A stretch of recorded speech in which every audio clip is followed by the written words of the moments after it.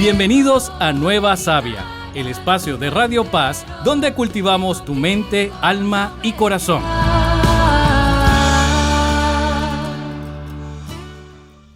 Muy buenas tardes y bienvenidos de nuevo a el capítulo de Nueva Sabia de la semana. Aquí, como todos sabéis, la palabra de Dios no es un eco lejano, sino una energía que nos mueve, nos desafía y nos transforma. Así que si alguna vez os habéis preguntado cómo vivir vuestra fe sin desconectaros del mundo, este es vuestro lugar. Dejad las preocupaciones, abrid el corazón y prepararos porque lo que hoy viene con nuestro especial invitado puede cambiar vuestra vida. Así que arrancamos con un cariñoso saludo en esta ocasión también sin nuestro padre, Juan Carlos, que tenía otros compromisos, pero sin embargo con un invitado especial, como os indicaba, que es Francisco Alzuro, que estoy seguro que algunos de vosotros habéis vinculado, habéis tenido alguna relación previa con él y consecuentemente vamos a empezar esta entrevista. ¿Qué tal estamos, Francisco? Muy bien, Fernando, muchísimas gracias por el tiempo y la oportunidad de estar acá. Bueno, en ausencia del padre JC, como le llamamos aquí, vamos a comenzar con una breve oración de entrada. Señor, en este espacio que dedicamos a la reflexión y al crecimiento, te pedimos que por favor nos ilumines y nos guíes para acercarnos cada vez más a ti. Amén. Amén. Estupendo, Francisco. Pues aquí estamos con una temática hoy que sugeriste y que me parece de especial interés, ¿no? Que es el por qué creer. Y para ello, como solemos hacer en todos los capítulos, a mí me gusta traer a colación un santo o una santa que nos pueda servir de inspiración. Y en este caso he pensado que San Agustín de Hipona, porque pasó de ser un absoluto escéptico a convertirse, ¿no?, en uno de los más grandes pensadores cristianos de la historia, y me llamó mucho la atención cuando conocí además cuál fue su proceso, ¿no?, que tuvo muchas dudas, mucha búsqueda intelectual y tuvo una experiencia mística al leer la Biblia, esta famosa frase de nos hiciste, Señor, para ti y nuestro corazón está inquieto hasta que descanse en ti. Y curiosamente, a partir de ese momento, una juventud que llevó pues lleno de placeres y claramente alejado de la fe, y tras buscar además respuestas en la filosofía, en el maniqueísmo, etcétera, etcétera, por fin, según él describe, encontró la paz y bueno, se convirtió en doctor de la Iglesia y su vida demuestra, yo creo, que la búsqueda intelectual y el encuentro con Dios pueden ir perfectamente, ¿no?, de la mano. Así que con esta pequeña bio de nuestro santo de la semana, comencemos, Francisco, con una breve introducción acerca de ti. Haznos algún que otro comentario que nos permita conocerte un poco mejor, alguna anécdota, tanto personal como profesional. Mira, soy venezolano, me mudé a Miami en el año 92 y viví 30 años en Miami. Ahora vivo en la ciudad de Louisville, Kentucky. Crecí en una familia católica, fui educado por los jesuitas. Lamentablemente, antes de haber pasado por la experiencia de Emaús en el año 2000, para mí Dios era un policía. Era un tipo que me estaba cuidando a ver dónde me equivocaba para darme. Sin embargo, al haber pasado por la experiencia de Emaús, al igual que San Agustín, yo creo que yo tuve un encuentro con el Señor que no quiero decir que me cambió la vida, pero me cambió la manera de ver a Dios. Dios pasó de ser un policía pasó a ser mi mejor amigo.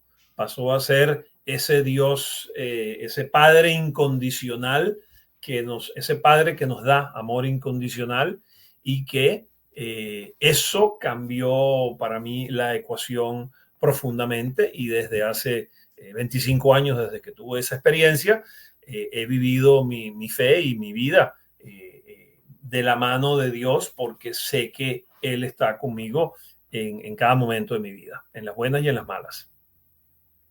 Estupendo. Y consecuentemente para ti, ¿qué significa creer en Dios? ¿Qué, a nivel diario, cómo vives la vida una vez que efectivamente te has aproximado y ha cambiado ese enfoque de mejor amigo o padre de amor y perdón incondicional? Wow, esa pregunta se puede responder puede ser el tema de todo un seminario de un día. Yo trato de vivir mi vida personal y mi vida profesional agarrado de la mano de Dios. Eso significa mucho más que me doy un golpe de pecho o que en las mañanas rezo un poquito. Yo tengo muchos años en que desde que tuve mi encuentro con el Señor, le dedico por lo menos media hora sólida al Señor todas las mañanas. O sea, yo me despierto media hora antes de lo que debería despertarme para dedicarle tiempo al Señor, para no tener distracciones, para no tener niños corriendo, que ahora lo que tengo son nietos, pero no tener televisión, no tener sonido, sino estar en el silencio de mi casa, yo con él. Reflexiono, medito, oro, algunos días hago las laudes, otro día hago el rosario, siempre hago las lecturas del día, escucho reflexiones de Monseñor Barrón, el director de Form, de Tim Gray, en fin, tengo a la mano una serie de recursos que me permiten ahondar y meditar mejor esa palabra que recibo todos los días, y con eso, pues si yo quiero conocer al Señor, la mejor manera en como yo lo puedo conocer es pues a través de su palabra, a través de lo que me quiere decir. Trato de pasar el mayor tiempo que puedo en adoración. Lamentablemente en este pueblo donde vivo ahora no hay sino una sola capilla de adoración perpetua, así que esa práctica que tenía en Miami ahora aquí me está faltando. Estoy luchando por tratar de traer esa práctica acá, pero no es fácil. Hago el rosario diario, etcétera, etcétera. Sin embargo, la vida no es antes de las 8 para Dios, entre 8 y 5 para el dinero, para el trabajo, y después de las 5 de la tarde a lo mejor otra vez para Dios. Yo, por ejemplo, trato de ir a misa a mediodía, y los días que me comprometo a ir a misa a mediodía, pues ese día no tengo reuniones, ese día no tengo citas, ese día no tengo llamadas, porque voy a misa a mediodía. Por ejemplo, en mi parroquia los miércoles exponen el Santísimo 1 hora después de la misa de 12. Entonces yo abro un espacio el miércoles a las 12 para ir a misa y luego estar un rato en adoración. Entonces, en la manera como yo me relaciono con mis inquilinos, la manera que me relaciono con mis empleados, la manera que me relaciono con las personas, trato de que siempre se note de que soy una persona que cree en Dios y que quiere a Dios.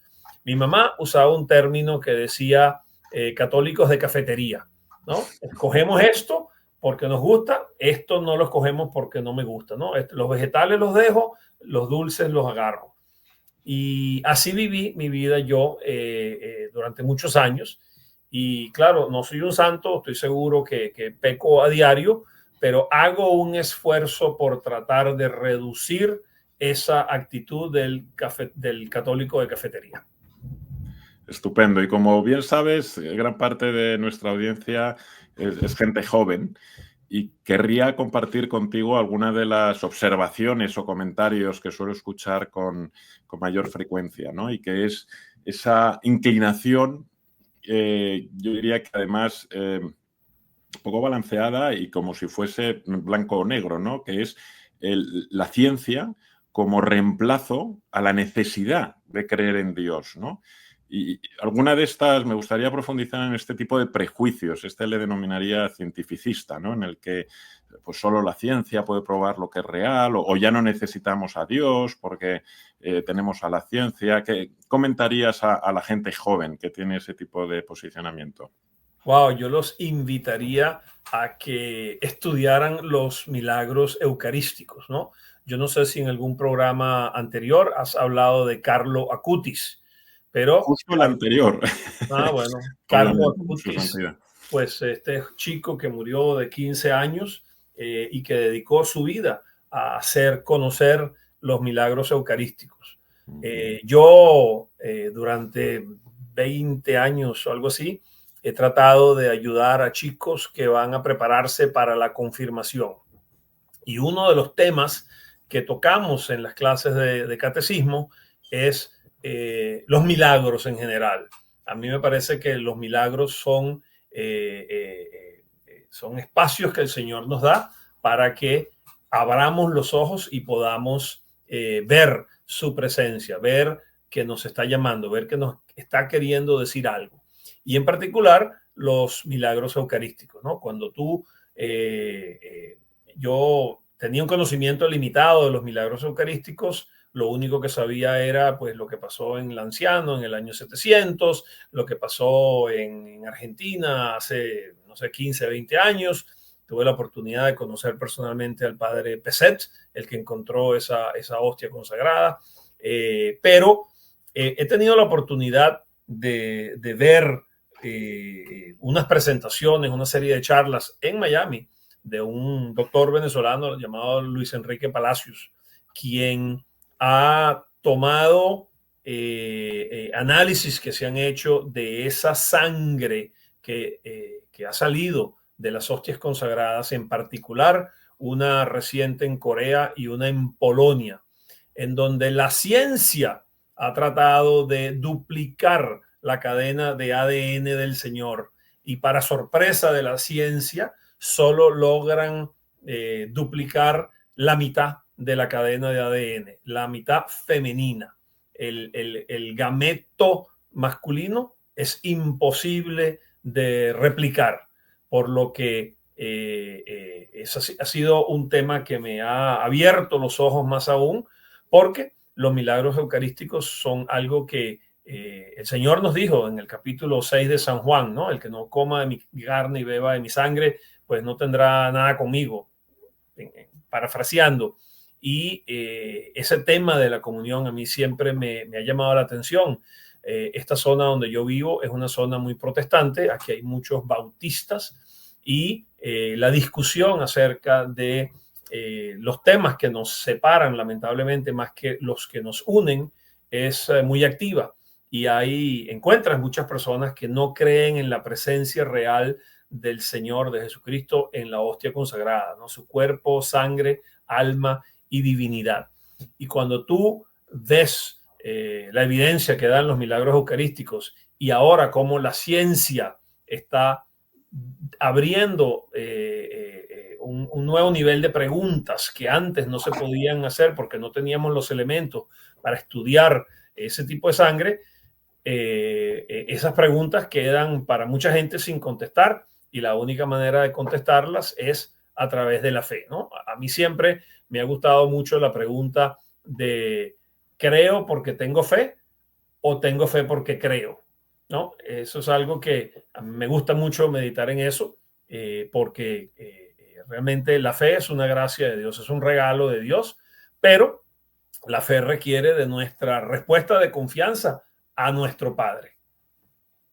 Estupendo. Pues la verdad es que lo recomendamos efectivamente el último capítulo e insistimos aquí, ¿no? Todo ese corolario de análisis y de tener en una misma site todos estos milagros eucarísticos, la verdad es que también a mí me llamó muchísimo la impresión, ¿no? El trabajo que había hecho con su corta edad y luego su famoso lema, ¿no? Que también lo comentábamos, ¿no? De que al final nacemos originales, pero muchos morimos como fotocopias, ¿no? Y la importancia de la autenticidad y de la dignidad de cada uno de nosotros, pero que efectivamente, traído a colación por una persona tan joven y tan actual, ¿no? Que desafortunadamente ya no está entre nosotros, y ya tenemos pues 2 milagros, ¿no?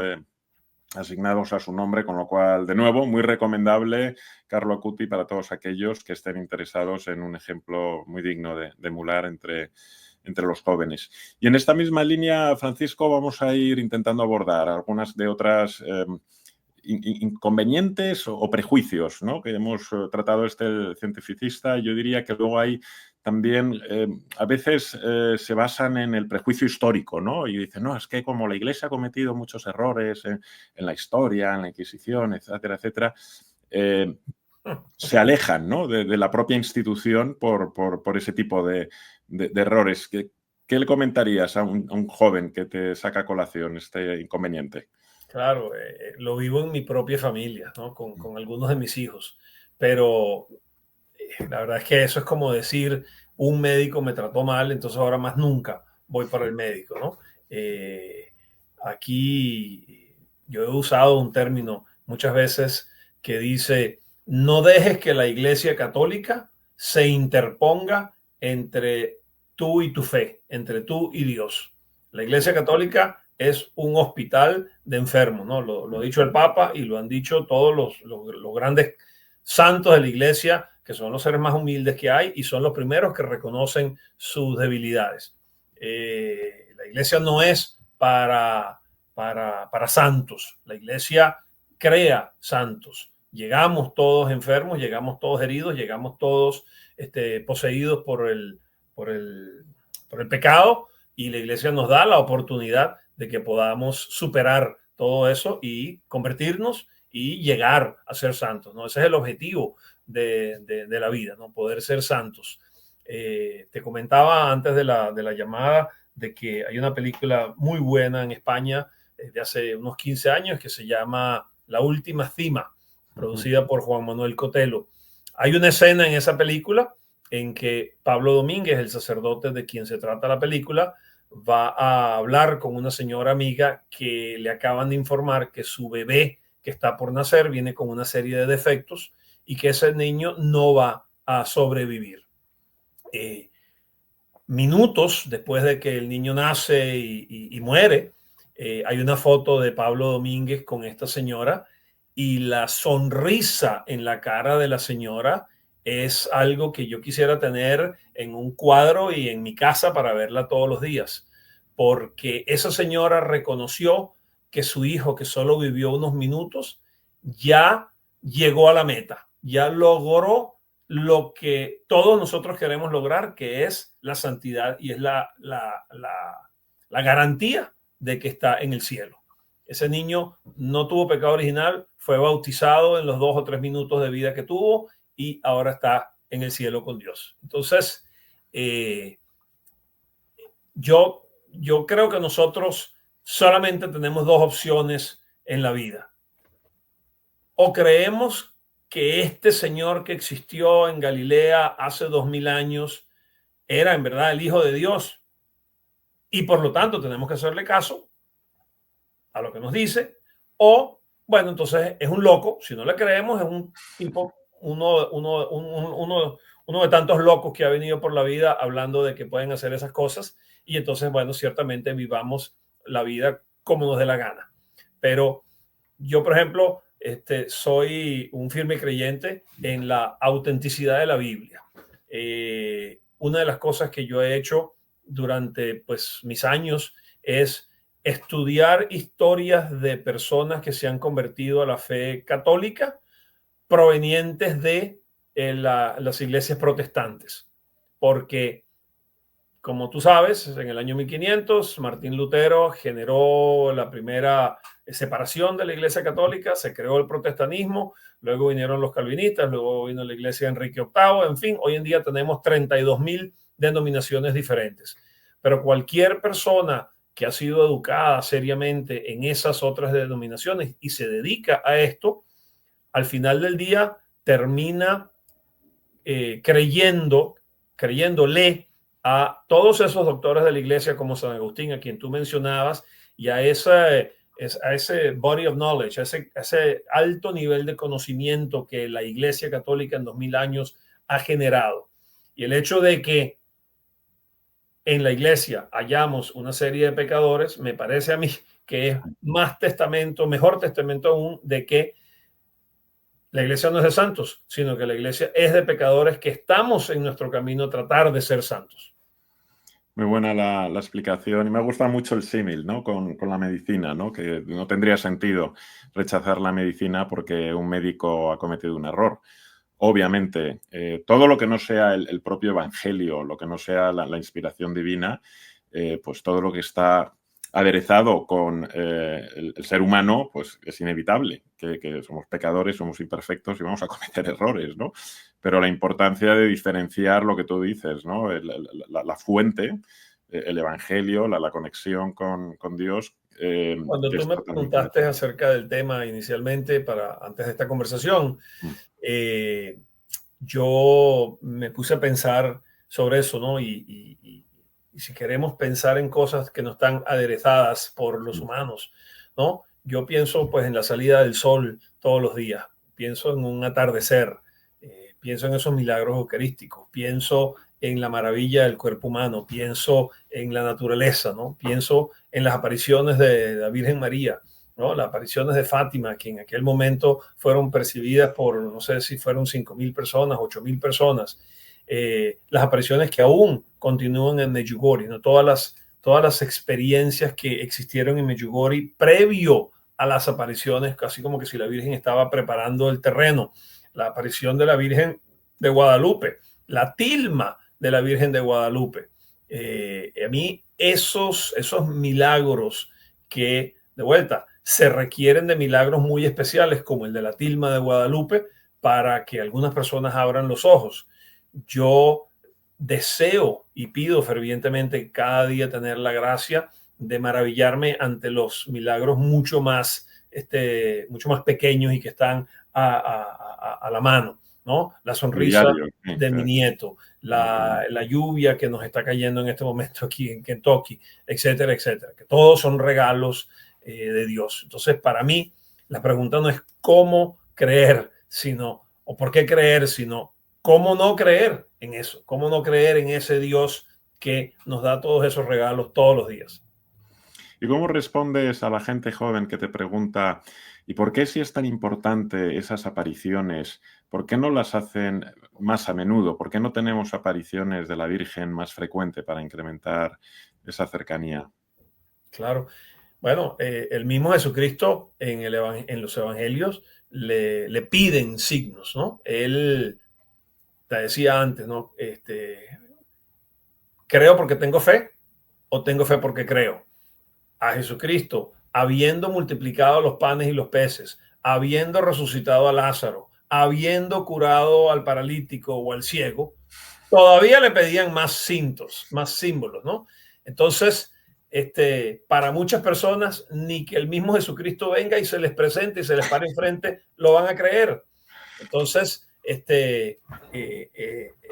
la fe, como decía antes, es un regalo de Dios que requiere de nuestra respuesta de confianza a ese Padre, a ese Creador. Yo creo fervientemente, pues, que hay personas que realmente nunca van a superar eso.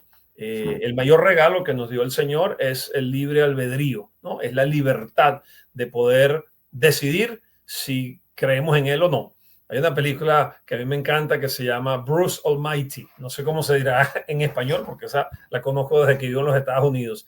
Y cuando Morgan Freeman, el actor principal, convierte a Jim Carrey en Dios, le dice, puedes hacer lo que quieras con mis regalos. Lo único que no puedes hacer es cambiar el corazón de las personas. Entonces, como la novia de él deja de amarlo, él está desesperado y dice, love me, love me, love me. Y no, es lo único que no puede hacer, porque es de cada uno de nosotros la decisión de creer y amar a Dios. Es más, yo te diría que creer y aceptar el amor de Dios. Efectivamente, ese libre albedrío que es la clave y es la parte de ese amor incondicional, pero que efectivamente no es impuesto, es incondicional, pero nos da a nosotros, ¿no? la opción de corresponder. Y hay otro prejuicio emocional relacionado precisamente con esta parte de las emociones, ¿no? y del sufrimiento. ¿Cómo abordarías a alguien joven que dice, es que no entiendo por qué, si Dios existe, por qué permite tanto sufrimiento en el mundo?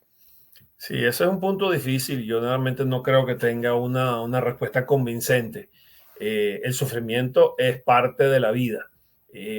Yo creo que yo personalmente me agarro de dos cosas cuando eso pasa, ¿no? Por un lado, el libro de Job, y por otro lado, el carga tu cruz y sígueme. La persona que le dedica su vida entera a cuidar a un esposo enfermo, a una esposa enferma o a un padre enfermo, ¿no? Las bienaventuranzas nos dicen muy claramente, ¿no? Bendito aquel que. Entonces, cuando yo tuve mi experiencia del retiro de Emaús, fue la primera vez que leí con intencionalidad el capítulo 25 de Mateo, ¿no? Jesús separa a las cabras de los chivos, decimos en mi país, de los goats and sheep, las ovejas de las cabras, perdón. Y ustedes van al cielo y ustedes no van al cielo. Ustedes van al cielo porque tuve hambre y me dieron de comer, tuve sed y me dieron de beber, estaba preso y me visitaste, estaba enfermo y me sanaste o trataste de sanarme, hiciste algo por mí, etcétera, etcétera. Y ustedes no lo hicieron. Entonces ellos le preguntan, ¿y por qué? ¿En qué momento te vimos así y lo hicimos? Y él les dijo, bueno, es que cada vez que no se lo hicieron a uno de mis hijos, no lo hicieron conmigo. Entonces,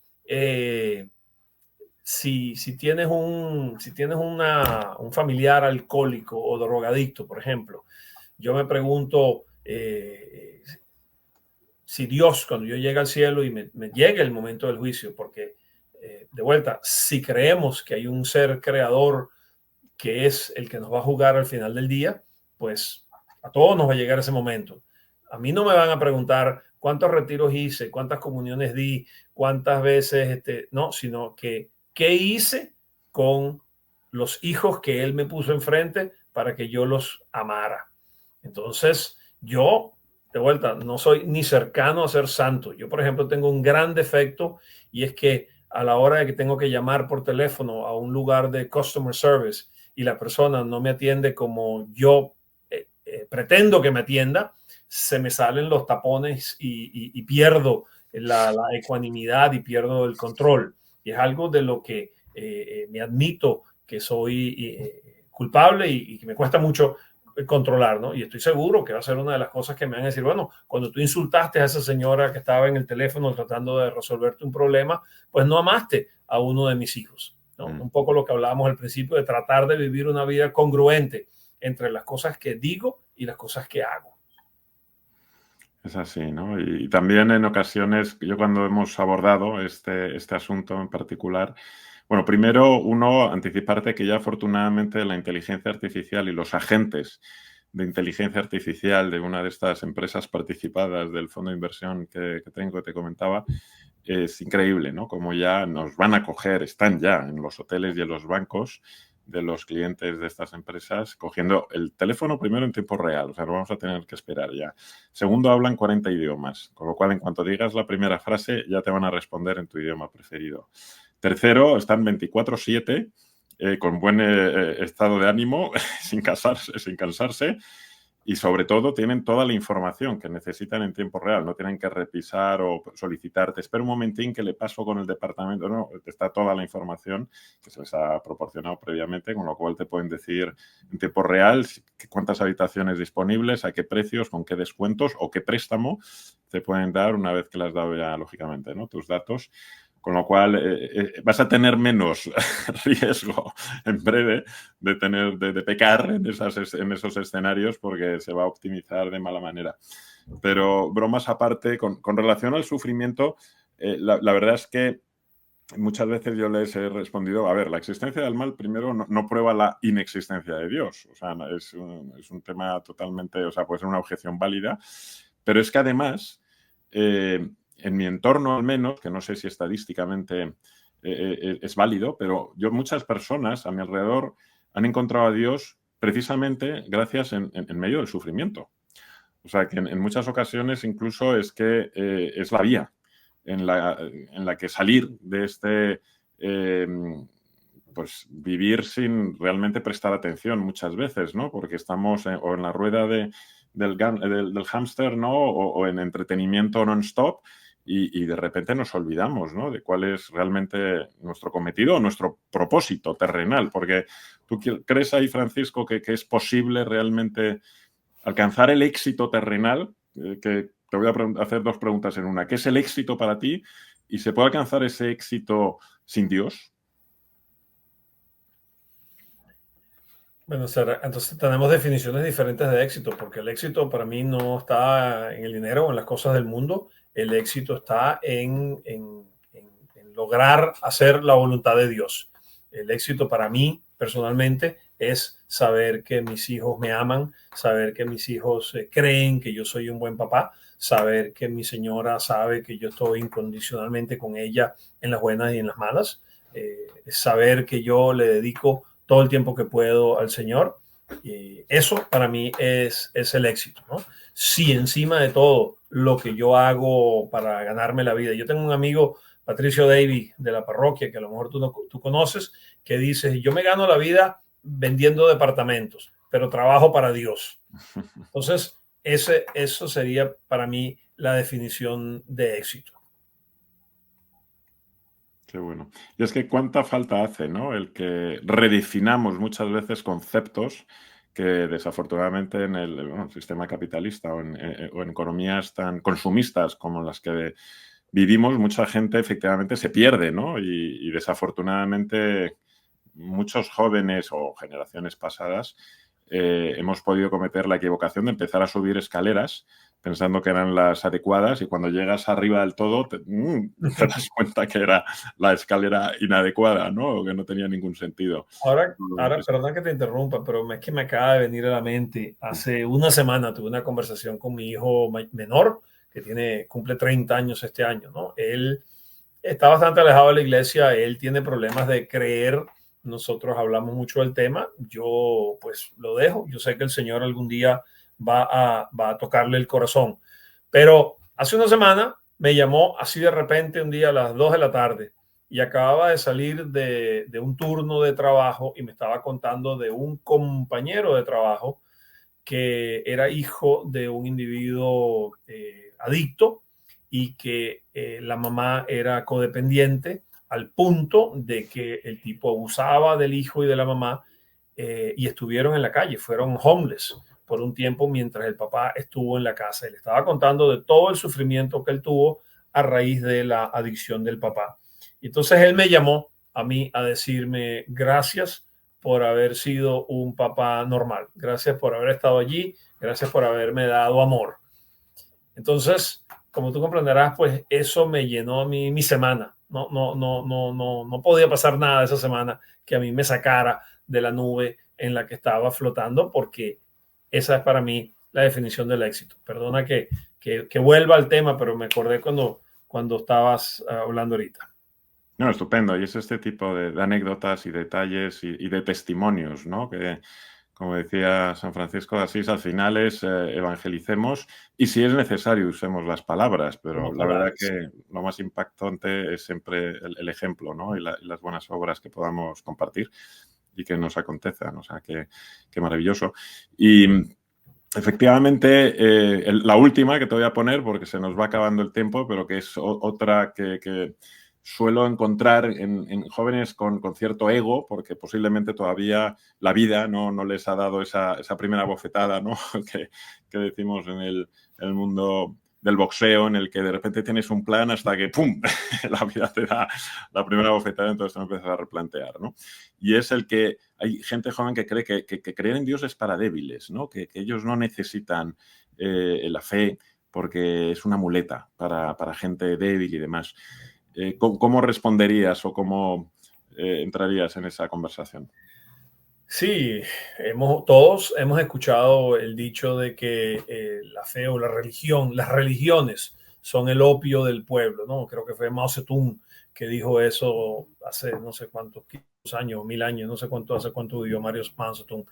Pero ciertamente hay toda una cadena de pensamiento y los marxistas han tratado de hacer eso y lo vemos en Cuba y lo vemos ahora en Venezuela, como el gobierno, como las instituciones, como la naturaleza es ahora el nuevo Dios, porque al final del día tú usaste una gran referencia al principio que fue la de San Agustín, que nos dijo que nuestros corazones están agitados y no descansarán hasta no encontrarse contigo, ¿no? Y es que estamos creados a su imagen y semejanza. Entonces, la ley del Señor está en nuestros corazones. De modo que para poder verlo, para poder entenderlo, para poder relacionarnos con Él, tenemos que tener una actitud de humildad, una actitud de oración y una actitud de amor, que son, digamos, los elementos esenciales para encontrarnos con ese Señor. Y es, como empezamos al principio, hablando de un encuentro personal entre yo y mi Padre Creador. En la medida en que seguimos pensando que no puede estar bien con Dios y con el diablo. Entonces, y el Señor nos lo ha dicho muchas veces, ¿no? No puedes tener dos dioses, o sigues a uno o sigues al otro. Entonces, sí, ciertamente la cultura popular y los sectores políticos les conviene hacernos creer que nada de eso existe, porque en la medida en que no tenemos un Dios que nos da esa guía moral y ese norte moral, somos presas fáciles, somos víctimas fáciles del sistema de pensamiento laico que igual trata de controlarnos. Ellos quieren que en vez de ser el opio de las masas, sea Dios. Ellos son los que quieren ser el opio de las masas. Ese peligroso control en el que pensamos que efectivamente tenemos el control de algo, ¿no? Los seres humanos. En fin, pues efectivamente me parece magnífico cerrar el círculo de hoy, ¿no? Con este mismo mensaje. Afortunadamente, además, para aquellos que quieran profundizar sobre cómo la fe no es ninguna muleta para débiles, sino mucho al contrario, es una mera búsqueda, como bien dice Francisco, con humildad y con apertura, pero de la verdad. O sea, aquí es el camino a la verdad, como Jesús nos recuerda, y muchísimos grandes intelectuales, de hecho, pues han sido creyentes sin perder su autonomía, ¿no? Y sin perder su Claro. modus vivendi, con lo cual es no solo perfectamente compatible, sino subrayar el que precisamente si tenemos intención de vivir una vida plena, pues sin propósito y sin esa cercanía y relación con Dios, ya son siglos y siglos de todo tipo de personas que van recordándonos que es erróneo, ¿no? Buscar otra dirección u otra solución, porque... Pero tú mismo dijiste, ¿no? Que el mal está en el mundo, el diablo es real, el diablo existe, y esa es su misión, es convencernos de que Dios no existe y es convencernos de que no nos hace falta. Yo Así quisiera, si me permites, para terminar, es. yo no quisiera dejar de repetir algo que dije antes, de la importancia de la Biblia, ¿no? La importancia de la relevancia histórica de la Biblia. La Biblia y sus contenidos es incuestionable. Absolutamente todo lo que existe en la Biblia es cierto, específicamente los eventos históricos, ¿no? O sea, no hay ninguna duda en el mundo de que ese señor que fue crucificado hace 2000 años por los romanos se llamaba Jesús y era de Nazaret. Y es indiscutible, y existen las pruebas de sobra, de que esa persona de quien el Antiguo Testamento había dicho que iba a resucitar, o sea, muchos años antes se había dicho que iba a resucitar, es incuestionable que resucitó, que venció a la muerte y que se le presentó a los laicos y a la gente de su época, ¿no? Ese es el mismo Jesús que hoy podemos ver en la misa. Si no creemos en la misa y en la comunión, si no creemos en la resurrección, entonces nada de lo que tú y yo estamos haciendo aquí vale para nada. Entonces esa para mí es la punta de lanza, es el punto clave, ¿no? Si creemos en lo que está reflejado en ese libro y si creemos que esos eventos son ciertos o no, entonces ¿cómo esos eventos me afectan a mí en mi vida? Estupendo mensaje, Francisco. Muchísimas gracias. Siempre acabamos precisamente con algún desafío para el oyente y hoy creo que es ese, el adecuado, ¿no? El ¿por qué no dedicar 5 minutos? Empecemos con 5, pero silencio o leyendo el Nuevo Testamento y planteándonos, ¿no? Y si Dios existe, ¿qué cambiaría, ¿no? en nuestra vida? Y reflexionar, porque a veces es a través del Evangelio y en otras ocasiones... Oye, hay momentos en los que hemos sentido paz, amor o un propósito profundo. Oye, podría haber sido un encuentro con Dios. Reflexionemos, dediquemos 5 o 10 minutillos al día simplemente a leer acerca de los maravillosos testimonios que también nos has planteado hoy, ¿no? De personas que encontraron a Dios en momentos, algunos inesperados, y veamos, ¿no? Cómo podemos replantearnos, aunque solo sean, llamémoslo, nuestra filosofía de vida, ¿no? Cómo plantear el día a día. Así que os invitamos a todos a efectivamente seguir estas recomendaciones de Francisco, no poner tanto énfasis en las estructuras, instituciones, organizaciones humanas, sino en el propio Evangelio, en el mensaje de Jesús, en la figura histórica y divina de Jesús. y a ver cómo nos puede impactar, ¿no? Esto en nuestra paz, en nuestra alegría y en nuestra plenitud. Y dicho lo cual, pues nos despedimos un día más, recordándoos que estamos aquí a vuestra disposición. Os recordamos el email donde nos podéis enviar sugerencias, preguntas, temas que os gustaría que tratáramos con nuestros invitados. Así que hasta el próximo martes, si Dios quiere. Y Francisco, espero que hasta muy pronto en tu caso. Muchas gracias. Gracias, Fernando. Un honor. Chao. Hasta luego. Gracias por ser parte de esta comunidad que transforma vidas desde el amor y los valores. Esto fue Nueva Sabia.